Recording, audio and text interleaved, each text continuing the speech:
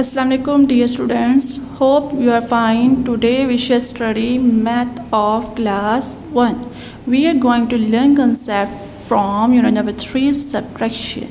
Let's start lecture number 4. Lecture number 4 क्या है word problems. Let's start question number 1 word problems.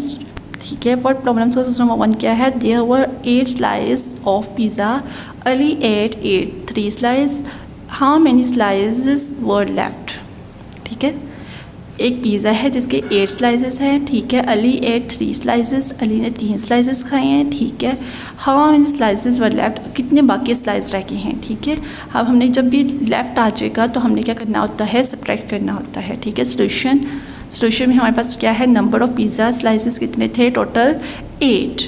ठीक है, number of Ali slices, Ali ate कितने थे, 3. ठीक है, हमने क्या करना है, लेफ़्ट करना है, माइनस करेंगे. ठीक है, तो क्या आ गया, नंबर ऑफ़ स्लाइसेस लेफ़्ट कितने रह गए, 5. 8 में से 3 गए 5. ठीक है, तो इस तरह आपका पेज नंबर 62 के बाकी क्वेश्चन सोल्व होंगे. I hope you have learned it very well. अल्लाह हाफिज़. Dear students, please subscribe our channel, press the bell icon, like, share and comment the video. Thank you very much.